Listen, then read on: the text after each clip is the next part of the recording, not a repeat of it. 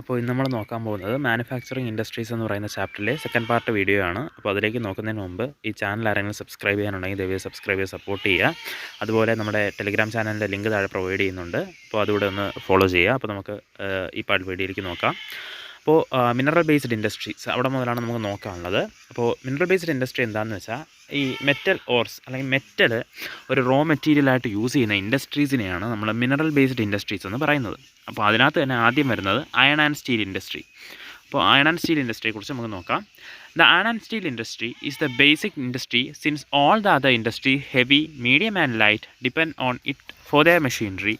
Steel is needed to manufacture a variety of engineering goods, construction material, defense, medical, telephonic, scientific equipments and a variety of consumer goods.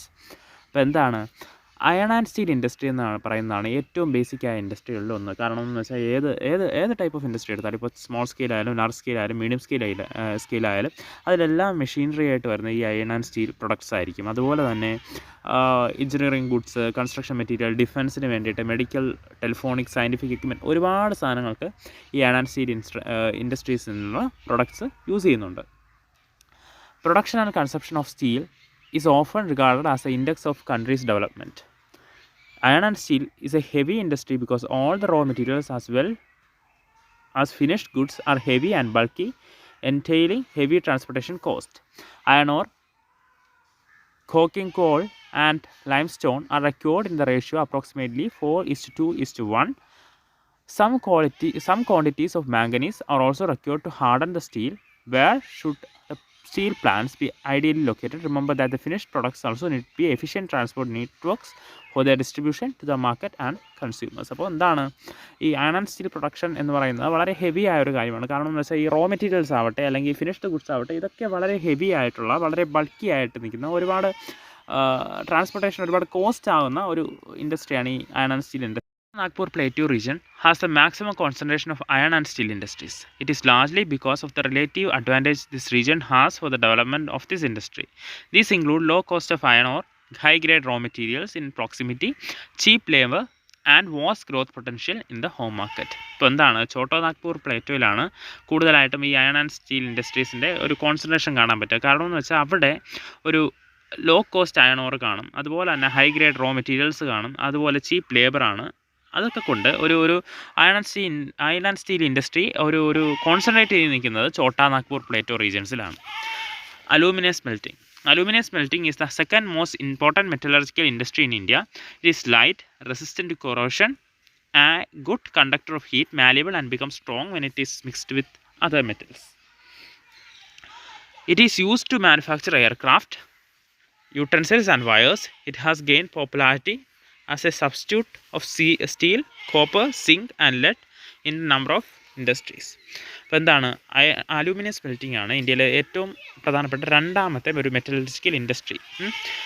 അതിന് കാരണം എന്ന് വെച്ചാൽ ഈ aluminium എന്ന് പറയുന്ന metal വളരെ ലൈറ്റാണ്, റെസിസ്റ്റൻറ്റ് കൊറോഷൻ, അതുപോലെ തന്നെ ഹീറ്റിൻ്റെ ഒരു നല്ല കണ്ടക്ടറാണ്, മാലിയബിൾ ആണ്. ഇതൊക്കെ കൊണ്ട് ഒരുപാട് സ്ഥലത്ത് ഈ അലൂമിനിയം നമ്മൾ യൂസ് ചെയ്യുന്നുണ്ട്. അതായത് ഇപ്പോൾ എയർക്രാഫ്റ്റിൻ്റെ മാനുഫാക്ചറിന്, യൂട്ടൻസിൽസിൻ്റെ മാനുഫാക്ചറിന്, അല്ലെങ്കിൽ വയേഴ്സിൻ്റെ മാനുഫാക്ചറിങ്, ഇതിനൊക്കെ ആയിട്ട് നമ്മൾ എന്ത് ചെയ്യുന്നുണ്ട്, അലൂമിനിയം യൂസ് ചെയ്യുന്നുണ്ട്.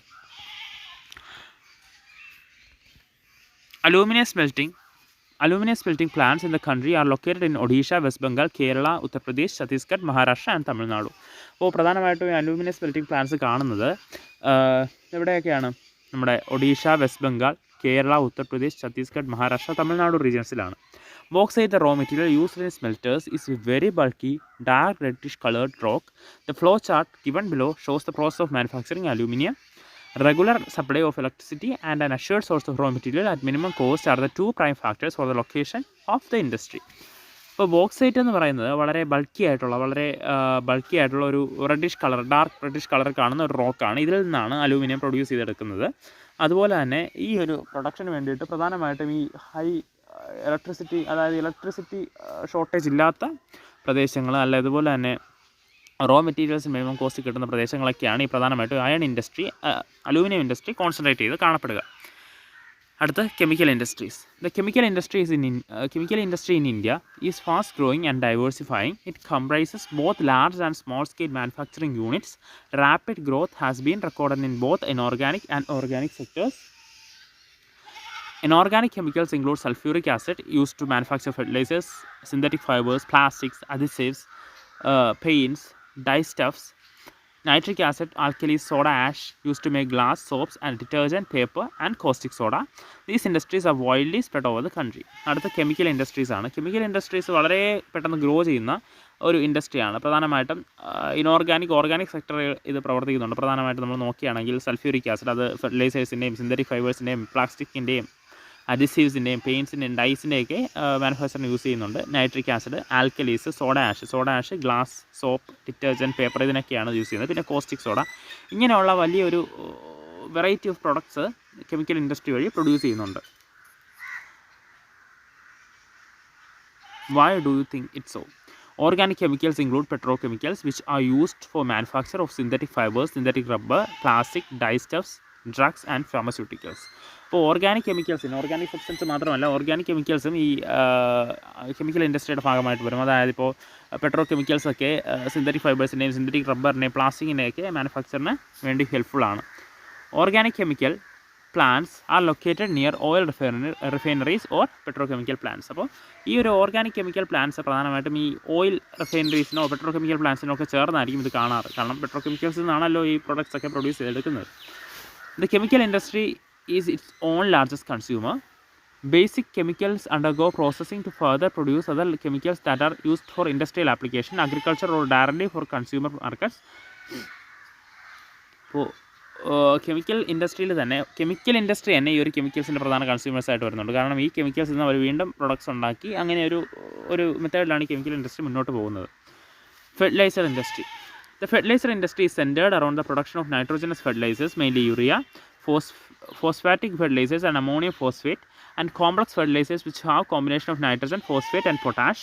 The third, that is potash, is entirely important as the country does not have any reserves of commercially usable potash or potassium compounds in any form.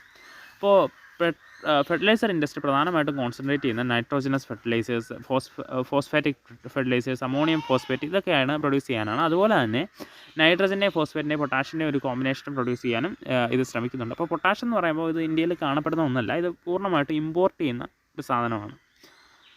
After the Green Revolution, the industry expanded to several other parts of the country. Gujarat, Tamil Nadu, Uttar Pradesh, Punjab and Kerala contribute towards half of the fertilizer production.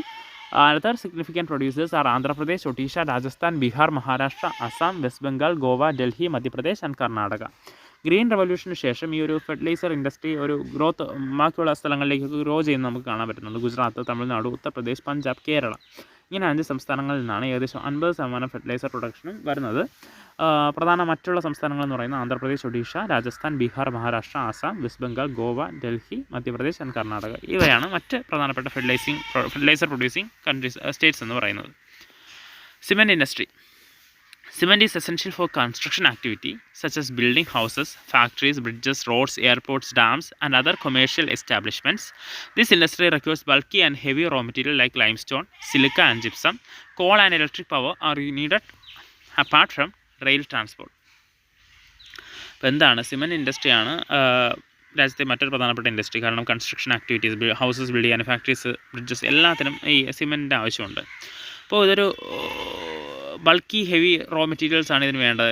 Lime stone, silica, gypsum തുടങ്ങിയ raw materials ആണ് വേണ്ടത്. അതുപോലെ തന്നെ കോളും electric പവറും ഇതിന് അത്യാവശ്യമാണ് rail ട്രാൻസ്പോർട്ടിന് പുറമെ. അതായത് ഒരുപാട് ഫെസിലിറ്റി വേണ്ട ഒരു സംഭവമാണ് ഈ സിമെൻറ്റ് ഇൻഡസ്ട്രി എന്ന് പറയുന്നത്. The industry has strategically located plants in Gujarat that have suitable access to the market in the Gulf countries. പ്രധാനമായിട്ടും ഈ ഗുജറാത്ത് റീജിയനിലൊക്കെ ഈ ഗൾഫ് കൺട്രീസിലും അക്സസ് ചെയ്യാൻ പറ്റുന്ന രീതിയിൽ അവിടെയാണ് പ്രധാനമായിട്ടും ഈ പ്ലാന്റ്സ് ഒക്കെ ഉള്ളത്. അടുത്ത automobile ഇൻഡസ്ട്രിയാണ്. Automobiles provides vehicle for quick transport of goods, service and passengers. Truck, buses, cars, motorcycles, scooters, three-wheelers and multi-utility vehicles are manufactured in India at various centers. After the liberalization, the coming in of new and contemporary models stimulate the demand for vehicles in the market, which led to the healthy growth of industry, including passenger cars, 2 and 3-wheelers. The industry is located around Delhi, Gurugram, Mumbai, Pune, Chennai, Kolkata, Lucknow, Indore, Hyderabad, Jamshedpur and Bangalore. ഇപ്പോൾ automobile industry പ്രധാനമായിട്ടും പല ആവശ്യങ്ങൾക്ക് use ചെയ്യുന്നുണ്ട്. Good service, passenger service ഇതിനൊക്കെ ആയിട്ട് use ചെയ്യുന്നുണ്ട്. അപ്പോൾ ലിബറലൈസേഷന് ശേഷം കൂടുതൽ കണ്ടംപററി മോഡൽസൊക്കെ ഇന്ത്യയിലേക്ക് എത്തിയത് വഴിയൊക്കെ ഈ ഒരു ഓട്ടോമൊബൈൽ ഇൻഡസ്ട്രിക്ക് ഗ്രോത്ത് ഉണ്ടാകുകയാണ്. പ്രധാനമായിട്ടും ഈ പ്ലാന്റ്സ് സ്ഥിതി ചെയ്യുന്നത് ഡൽഹി, ഗുരുഗ്രാം, മുംബൈ, പൂനെ, ചെന്നൈ, കൊൽക്കത്ത, ലക്നൗ, ഇൻഡോർ, ഹൈദരാബാദ്, ജംഷഡ്പൂർ ആൻഡ് ബാംഗ്ലൂർ തുടങ്ങിയ സിറ്റീസിലാണ്. Information technology and electronic industry. The electronic industry covers a wide range of products from transistor sets to television, telephone, cellular, telecom, telephone exchange, radars, computers and many other equipments required by telecommunication industry. Bengaluru has emerged as the electronic capital of India. Other important centers of electronic goods are Mumbai, Delhi, Hyderabad, Pune, Chennai, Kolkata, Lucknow and Coimbatore. The major industry concentration is at Bangalore, Noida, Mumbai, Chennai, Hyderabad and Pune. A major impact of this industry has been employment generation. The continuing growth in the hardware and software is the key to the success of IT industry in India. ഇപ്പോൾ electronic industry ഒരുപാട് wide products produce ചെയ്യുന്നുണ്ട്. Transistors, television, telephone, cellular, telecom അങ്ങനെ telecommunication ഇൻഡസ്ട്രിക്ക് ആവശ്യമായ സാധനങ്ങൾ ഒക്കെ produce ചെയ്യുന്നുണ്ട്. അപ്പോൾ ബാംഗ്ലൂരാണ് ഇന്ത്യയിലെ ഇലക്ട്രോണിക് ക്യാപിറ്റൽ എന്നറിയപ്പെടുന്നത്. അതുപോലെ തന്നെ ഈ ഇലക്ട്രോണിക് ഗുഡ്സ് പ്രധാനമായിട്ടും ഇലക്ട്രോണിക് ഗുഡ്സിൻ്റെ പ്രൊഡക്ഷൻ സെൻറ്റേഴ്സ് വരുന്നത് മുംബൈ, ഡൽഹി, ഹൈദരാബാദ്, പൂനെ, ചെന്നൈ, കൊൽക്കത്ത, ലക്നൗ, കോയമ്പത്തൂർ തുടങ്ങിയ സ്ഥലങ്ങളിലാണ്. ഇൻഡസ്ട്രി പ്രധാനമായിട്ടും കോൺസെൻട്രേറ്റ് ചെയ്യുന്നത് ബംഗളൂരു, നോയിഡ, മുംബൈ, ചെന്നൈ, ഹൈദരാബാദ് ആൻഡ് പൂനെ. അപ്പോൾ ഇത് ഒരുപാട് വരുന്ന ജനറേഷൻസിന് എംപ്ലോയ്മെൻറ്റ് കൊടുക്കുന്ന ഒരു ഇൻഡസ്ട്രി ആയിട്ട് ഈ ഇലക്ട്രോണിക് ഇൻഡസ്ട്രി മാറുന്നുണ്ട്. Industrial pollution and environmental degradation. Although the industries contribute significantly to India's economic growth and development, the increase in pollution of land, water, air, noise and resulting degradation of environment that they have caused cannot be overlooked. Industries are responsible for 4 types of pollution: air, water, land and noise. The polluting industries also include thermal power plants. ഇപ്പോൾ എന്താണ്, അപ്പോൾ ഇത് രാജ്യത്തിൻ്റെ ഡെവലപ്മെൻറ്റിന് economic ഗ്രോത്തിന് കാരണമാകുന്നത് മാത്രമല്ല, ഇത് പൊല്യൂഷനും കാരണമാകുന്നുണ്ട്. അപ്പോൾ ഒരു പോസിറ്റീവ് ഉണ്ടെങ്കിൽ ഒരു നെഗറ്റീവ് ഉണ്ട്. അപ്പോൾ ഇവിടെ എന്താണ്, പൊല്യൂഷനും കാരണമാകുന്നുണ്ട്. പ്രധാനമായിട്ടും air, water, land, noise pollutions ആണ് ഇവ കാരണം ക്രിയേറ്റ് ചെയ്യപ്പെടുന്നത്. അപ്പോൾ നമുക്ക് ഓരോന്ന് നോക്കാം. Air pollution.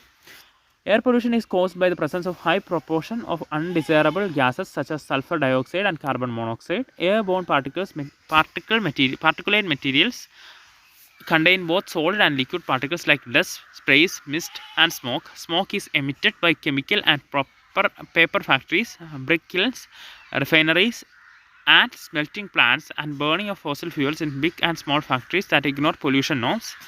Toxic gas leaks can be very hazardous with long-term effects. Are you aware of Bhopal gas tragedy that occurred? Air pollution adversely affects human health, animal, plants, buildings and atmosphere as a whole. ഇപ്പോൾ air pollution പ്രധാനമായിട്ടും വരുന്നത് ഈ undesirable ഗ്യാസസിൻ്റെ proportion കൂടുന്നത് വഴിയാണ്. അതായത് sulphur dioxide, carbon monoxide തുടങ്ങിയ പാർട്ടിക്കിൾസിൻ്റെ. അപ്പോൾ ഈ ഒരു എയർ ബോൺ പാർട്ടിക്കുലേറ്റ് എടുത്ത് നോക്കിയാൽ അതിനകത്ത് സോൾട്ട് കണ്ടൻറ്റും കാണും, ലിക്വിഡ് കണ്ടൻറ്റും കാണും, ഡസ്റ്റ്, സ്പ്രേ മുതലായ അല്ലെങ്കിൽ സ്മോക്ക്, മിസ്റ്റ് തുടങ്ങിയ കണ്ടൻസ് ഒക്കെ കാണും. Smoke is emitted by chemical and paper factories, brick kilns, refineries and smelting plants. അപ്പോൾ സ്മോക്ക് വരുന്ന പ്രധാനമായിട്ടും ഈ chemical, paper factories, brick kilns, refineries, smelting plants തുടങ്ങിയവയിൽ നിന്നാണ്. അതുപോലെ തന്നെ ഫോസിൽ ഫ്യൂവലിൻ്റെ ബേണിംഗ് വഴിയൊക്കെ ഇതുവഴി വരുന്നുണ്ട്. അപ്പോൾ ഈ ടോക്സിക് ഗ്യാസ് ലീക്സ്, അതായത് ഇൻഡസ്ട്രിയൽ ഗ്യാസ് അല്ലെങ്കിൽ ഹസാഡസ് ആയ ഗ്യാസൊക്കെ ലീക്ക് ചെയ്യുന്നത് വഴി ഒരു ലോങ് ടേം എഫക്റ്റ് തന്നെ ഉണ്ടാകാം. നമ്മളെ ഭോപ്പാൽ ഗ്യാസ് ട്രാജഡി കാരണം ഉണ്ടായതുപോലെ. കാരണം അത് ഉണ്ടായപ്പോൾ ഒരുപാട് പേര് മരിച്ചു. അതുപോലെ തന്നെ അത് പിന്നീട് ഒരു ലോങ് ടേം എഫക്റ്റ് ക്രിയേറ്റ് ചെയ്യുകയും ചെയ്തിട്ടുണ്ട്. അപ്പോൾ ഇതൊക്കെ എന്താണ്, ഹ്യൂമൻ ഹെൽത്തിനെ അഡ്വേഴ്സ്ലി ബാധിക്കും. ആനിമൽസിനെയും പ്ലാന്റ്സിനെയും ബിൽഡിങ്സിനെയും അറ്റ്മോസ്ഫിയറിൽ തന്നെ ഹോളായിട്ട് ഇത് ബാധിക്കും. അത്രയ്ക്കൊരു എന്താണ് ഹസാഡസ് ആയ ഒരു കാര്യമാണ് ഈ എയർ പൊല്യൂഷൻ എന്ന് പറയുന്നത്. Water pollution. Water pollution is caused by organic and inorganic industrial waste and effluents discharged into rivers. The main culprits in this regard are paper, pulp, chemical, textile and dyeing, petroleum refineries, tanneries and electroplating industries that let out dyes, detergent, acids, salts and heavy metals like lead and mercury, pesticides, fertilizers, synthetic chemicals with carbons, plastics and rubber etc. into the water bodies. Fly ash, phosphogypsum and iron and steel slags are the major solid wastes in India. ഇപ്പോൾ water pollution വരാനുള്ള കാരണം എന്താണെന്ന് വെച്ചാൽ organic industrial waste അല്ലെങ്കിൽ inorganic industrial വേസ്റ്റിൻ്റെയൊക്കെ ഡിസ്ചാർജാണ് റിവേഴ്സിലൂടെയൊക്കെ. അതായത് paper, pulp, chemical, textile, dyeing തുടങ്ങിയ ഇൻഡസ്ട്രീസിൽ നിന്നൊക്കെ ഈ ഒരു വാട്ടറിന് അതായത് ഹ്യൂമൻ ബോഡിക്ക് ഒക്കെ ഹസാഡസ് ആയ സംഭവം, അല്ലെങ്കിൽ വാട്ടർ ബോഡിക്ക് തന്നെ ഹസാഡസ് ആയ അല്ലെങ്കിൽ എൻവയോൺമെൻറ്റ് ഹസാഡസ് ആയ സംഭവങ്ങൾ എന്താണ് പുറന്തള്ളുന്നത് വഴി ആ ഒരു വാട്ടർ പൊല്യൂട്ടഡ് ആവും. ഇതാണ് വാട്ടർ പൊല്യൂഷൻ എന്ന് പറയുന്നത്. Thermal pollution. Thermal pollution of water occurs when hot water from factories and thermal plants is drained into rivers and ponds before cooling. What would be the effect on aquatic life? അതുപോലെ തന്നെ thermal പൊല്യൂഷനും create ചെയ്യുന്നുണ്ട്. അതായത് ഇപ്പോൾ ഈ ഇൻഡസ്ട്രീസിൽ നിന്നൊക്കെയുള്ള hot water അത് ഉടനെ തന്നെ കൂളാവുന്നതിന് മുമ്പ് തന്നെ ഈ ഒരു വാട്ടർ ബോഡീസിലേക്ക് പുറന്തള്ളുന്നതോടുകൂടി അടുത്ത അക്വാട്ടിക് ലൈഫിനേക്ക് ഹസാഡസ് ആയിട്ട് ഇത് ബാധിക്കുന്നുണ്ട്. Wastes from nuclear power plants, nuclear and weapon production facilities cause cancers, birth defects and miscarriages. Soil and water pollution are closely related. അപ്പോൾ എന്താണ് ന്യൂക്ലിയർ പവർ പ്ലാന്റ്സിൽ നിന്ന് ന്യൂക്ലിയർ വെപ്പൺ പ്രൊഡക്ഷൻ ഫെസിലിറ്റീസിൽ നിന്നൊക്കെ വരുന്ന വേസ്റ്റുകൾ ക്യാൻസറിനും ബർത്ത് ഡിഫക്ട്സിനും മിസ്കാരേജിനും ഒക്കെ കാരണമാവും. അതുപോലെ തന്നെ ഈ സോയിൽ പൊല്യൂഷനും വാട്ടർ പൊല്യൂഷനും ഒക്കെ കണക്റ്റഡ് ആണ്. Dumping of waste, specially glass, harmful chemicals, industrial effluents, packaging, salts and garbage renders the soils useless. Rain water percolates to the soil, carrying the pollutants to the ground, and the groundwater also get contaminated. അപ്പോൾ എന്താണ് ഈ ഒരു waste dump ചെയ്യുന്ന വഴി ഈ സോയിലിലും ഇതുപോലുള്ള പ്രശ്നങ്ങൾ വരും. അത് അണ്ടർഗ്രൗണ്ട് വാട്ടറിനെയും ബാധിക്കും. Noise pollution not only results in irritation and anger, it can also cause hearing impairment, increased heart rate and blood pressure, among other psychological effects. Unwanted sound is an irritant and source of stress. Industrial and construction activities, machinery, factory equipment, generators, saws and pneumatic and electric drills also cause a lot of noise. അപ്പോൾ ഈ noise കാരണം irritation, anger മാത്രമല്ല hearing പ്രശ്നങ്ങൾ, heart റേറ്റിൻ്റെ increase, blood pressure, അങ്ങനെയുള്ള സംഭവങ്ങളൊക്കെ ഉണ്ടാവും. Unwanted sound ഇറിറ്റൻ്റാണ്. അത് നമ്മുടെ building industry, construction industry, machinery, factory എക്യുപ്മെൻറ്റ്സിൻ്റെ പ്രൊഡക്ഷൻ, ജനറേറ്റേഴ്സ്, ഇതൊക്കെ വഴി ഈ ഒരു നോയ്സ് പൊല്യൂഷൻ ഉണ്ടാകുന്നുണ്ട്. Control of environment degradation. Every liter of waste water discharged by our industry pollutes 8 times the quantity of fresh water. How can the industrial pollution of fresh water be reduced? ഇപ്പോൾ എങ്ങനെയാണ് നമുക്ക് environmental ഡിഗ്രഡേഷനെ control ചെയ്യാമെന്നുള്ളതാണ് നോക്കുന്നത്. അപ്പോൾ every litre of waste വാട്ടറിൻ്റെ discharge വഴി ഏകദേശം 8 ഇരട്ടിയാണ് ഈ ഇൻഡസ്ട്രിയൽ പൊല്യൂട്ട്സിൻ്റെയൊക്കെ കാരണം ഫ്രഷ് വാട്ടറിന് പ്രശ്നങ്ങളുണ്ടാകുന്നത്. അപ്പോൾ അതിനുള്ള സജഷൻസ് ആണ്: minimizing use of water for processing by reusing and recycling it in 2 or more successive stages, harvesting of rain water to meet water requirements, treating hot water and effluents before releasing them in river and ponds. Treatment of industrial effluents can be done in 3 phases. First, primary treatment of mechanical means. This involves screening, grinding, flocculation and sedimentation. Secondary treatment by biological process. Third, tertiary treatment by biological, chemical and physical process.